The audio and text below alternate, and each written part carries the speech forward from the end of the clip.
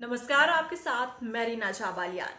आज एक बार फिर से सियासत की बात कर लेते हैं क्योंकि उत्तराखंड में इन दिनों सियासी सरगर्मियां जो हैं वो ज्यादा तेज नजर आ रही है और जो सियासत में दिलचस्पी रखते हैं लोग वो कहीं ना कहीं इसमें इंटरेस्ट जरूर ले रहे हैं। जिस तरह से उथल पुथल राज्य के भीतर देखने को मिली, कल वाले प्रीवियस वीडियो में मैंने आपको बताया था कि किस तरह से 4 साल का अपना कार्यकाल पूरा ही करने वाले थे त्रिवेंद्र सिंह रावत, उन्होंने इस्तीफा दे दिया।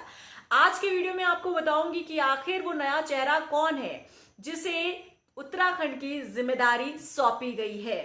जी हाँ, 4-5 नाम सामने आ रहे थे और जैसा कि विधानमंडल की बैठक पर सबकी नजर थी, सुबह 10 बजे विधानमंडल की बैठक भी शुरू होती है, लेकिन देखिए तुरंत बाद ही उसके बाद खबर सामने आ जाती है कि जो रेस में नाम थे उन सबको साइडलाइन करते हुए तीरथ सिंह रावत का नाम उस पर मुहर लगाई जाती है।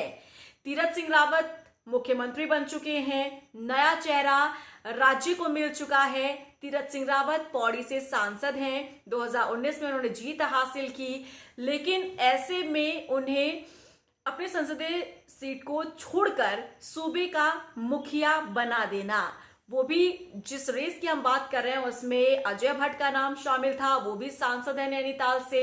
इसमें निशंक का नाम शामिल था जो कि केंद्रीय शिक्षा मंत्री हैं। इसमें कई और नाम जो है वो सामने आ रहे थे। अनिल बलूनी का नाम सामने आ रहा था जो कि उत्तराखंड से राज्यसभा सांसद हैं। तो इन तमाम नाम की चर्चा बहुत जोरों पर चल रही थी, लेकिन तीरथ सिंह रावत के नाम पर मुहर लगाना वाकई सबको चौंका देने वाला ये डिसीजन बीजेपी का माना जा रहा है। बहरहाल उन्होंने आज शाम 4 बजे शपथ ग्रहण भी कर लिया है। पहला फैसला भी उन्होंने ले लिया कि कल जो शिवरात्रि है, महाशिवरात्रि, उसमें फूलों की वर्षा, हरिद्वार में पहुंचे हुए श्रद्धालुओं के ऊपर फूलों की वर्षा की जाएगी। ये पहला फैसला तीरथ सिंह रावत का है बतौर मुख्यमंत्री, जो उन्होंने फैसला लिया है। बहरहाल अब चर्चा इस मुद्दे पर है कि तीरथ सिंह रावत का नाम ही क्यों, आखिर तीरथ सिंह रावत को क्यों लाया गया, क्या वजह इसके पीछे, क्या कुछ कारण माने जा रहे हैं और क्या जो कम समय बचा है तीरथ सिंह रावत का बतौर मुख्यमंत्री, क्या वो तमाम चुनौतियों को पार कर पाएंगे या फिर नहीं।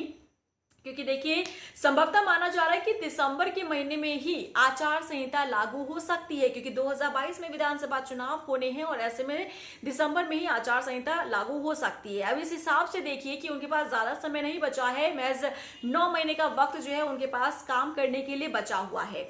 ऐसे में क्या तीरथ सिंह रावत एक ऐसा चेहरा जिस पर 2022 में अगर इनके चेहरे पर ही अब जाएगी बीजेपी चुनावी मैदान में, तो क्या इन्हें एक्सेप्ट किया जाएगा, या फिर जो परिवर्तन देखने को मिला है ये परिवर्तन भी इस वजह से कि त्रिवेंद्र सिंह रावत को लेकर ना तो जनता खुश थी, ना पार्टी के कार्यकर्ता खुश थे, ना तो विधायक खुश थे, तो क्या ये वजह रही इस परिवर्तन की। और तीरथ सिंह रावत ही एक ऐसा चेहरा है जो जीत दिला पाएगा बीजेपी को। इन तमाम पहलुओं पर चर्चा जो है वो चल रही है। जो राजनीतिक विश्लेषक है वो भी अपना विश्लेषण इस तौर पर कर रहे हैं। अगर हम तीरथ सिंह रावत की बात करते हैं तो देखिए इनका राजनीतिक सफर काफी अच्छा रहा है, सियासी सफर काफी अच्छा रहा है। जब साल 2000 में राज्य का गठन हुआ था तो अंतरिम सरकार में बतौर ये शिक्षा मंत्री, ये पहले शिक्षा मंत्री राज्य के रहे और ये उपलब्धि इन्हें हासिल है।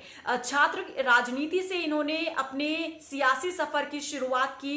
ये बीजेपी के प्रदेश अध्यक्ष भी रह चुके हैं, सांसद की भूमिका भी निभा रहे थे, जनता के बीच में भी अच्छी पकड़ है इनकी। और जिस तरीके से इनकी धर्मपत्नी ने कहा कि एबीवीपी में दोनों ही साथ में काम करते थे और इसी दौरान इस तरीके की बातें निकलकर सामने आती थी कि जिस तरीके की ये कर्मठ हैं तीरथ सिंह रावत, या फिर जिस तरीके के जोश वाले कार्यकर्ता हैं, वो एक दिन जरूर इस मुकाम पर पहुंचेंगे और वो सपना साकार हुआ। तो कह सकते हैं कि ये सपना हर कोई देखता है।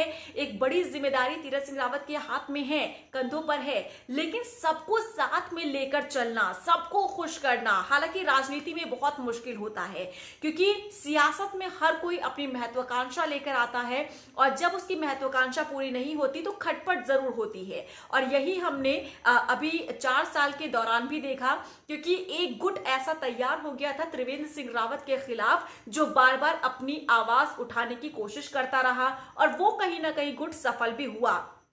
बार बार दिल्ली दौड़ लगाना और वहां पहुंचकर त्रिवेंद्र सिंह रावत के कामकाज पर सवाल उठाना, कहीं ना कहीं उस गुट की जो मंशा थी वो अपनी मंशा में सफल हुआ है।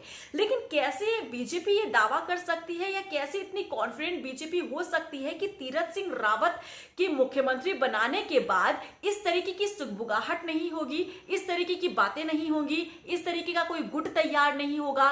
कैसे इतना बड़ा दावा किया जा सकता है?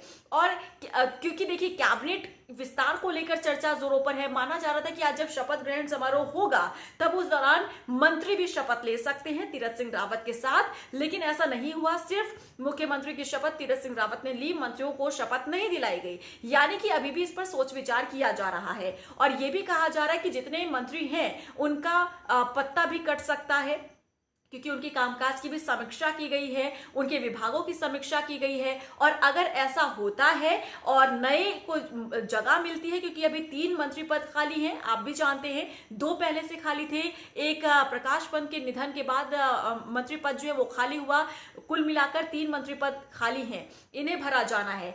नए को मौका मिलेगा, लेकिन वो कौन होगा और जिनके पत्ते कटेंगे वो कौन होगा? और क्या अगर ऐसा होता है तो क्या फिर से इस तरीके की अंतर्कलह खुलकर सामने नहीं आएगी? इसीलिए बहुत मुश्किल ये राह अब नजर आ रही है। तीरथ सिंह रावत के अगर हम व्यक्तित्व के बारे में बात करते हैं तो जो सियासी खबरों पर नजर रखते हैं या राजनीतिक विश्लेषक हैं वो इनके व्यक्तित्व को बताते हैं कि बहुत ही सरल व्यक्तित्व है इनका, बहुत ही लोगों से लगाव वाला व्यक्तित्व है इनका, और जनता के बीच में ये रहते हैं, जनता के बीच में ये काम करते हैं, कोई छल कपट, कोई चतुराई इनके अंदर नहीं है। लेकिन क्या जो टकटकी लगाए बैठे हैं ऐसे नेता जिन्होंने साइडलाइन कर दिया त्रिवेंद्र सिंह रावत को बार बार दिल्ली में हाजिरी लगा के, क्योंकि त्रिवेंद्र सिंह रावत की भी एक माइनस पॉइंट कहा जा रहा है कि वो एक राजनेता नहीं बन पाए, क्योंकि एक नेता को चतुर चालाक होना जरूरी है, लेकिन वो ऐसे नहीं बन पाए क्योंकि उन्हें ये समझ में नहीं आ रहा था कि जो उन्हें सलाह दे रहा है या फिर जिस तरीके से उन्हें डिसीजन और फैसले लेने के लिए कहा जा रहा था वो इनके इर्द गिर्द वाले ही लोग थे, और इस तरीके का फैसला दिलवाया गया जिससे इनका नेगेटिव चेहरा लोगों के सामने आया। अब ऐसी चतुराई या ऐसे छलकपट तीरथ सिंह रावत के अंदर भी नहीं है, तो हो सकता है कि इसका खामियाजा भी ना भुगतना पड़ जाए। बहरहाल आज पहला ही दिन, आज उन्होंने शपथ ग्रहण किया है। देखते हैं जितना समय उनके पास है 2022 से पहले का, इतने में वो कितने सफल हो पाते हैं, कितना वो काम कर पाते हैं, क्योंकि कहते हैं कि पूत के पैर जो वो पालने में समझ में आ जाते हैं। तो आखिर तीरथ सिंह रावत को जब 1 महीना ही गुजरेगा तो समझ में आ जाएगा कि आखिर वो किस तरीके के डिसीजन मेकर है, किस तरीके का डिसीजन वो लेते हैं, कैसे वो मुखिया साबित होते हैं, और कहीं ना कहीं विपक्ष भी उन मुद्दों को उठाने की जरूर कोशिश करेगा। तो बहरहाल आज इस वीडियो का बनाने का मकसद ये कि जो सियासत में दिलचस्पी रखते हैं लोग वो जरा बताएं कि आपको ये डिसीजन कैसा लग रहा है। क्या आप भी चौंक गए थे तीरथ सिंह रावत का नाम जब सामने आया था? क्योंकि इस लिस्ट में कई नाम पहले रखे गए थे, लेकिन उन सबको दरकिनार करके ये फैसला लिया गया। आपका क्या कुछ कहना है उत्तराखंड की सियासत को लेकर, इस परिवर्तन को लेकर? क्या ये फायदे का सौदा साबित होगा या फिर घातक हो सकता है? कमेंट डाउन कीजिए, मैं आपके कमेंट जरूर पढ़ती हूँ और मैं आपको रिप्लाई जरूर करूंगी। फिलहाल मुझे दीजिए इजाजत, नमस्कार।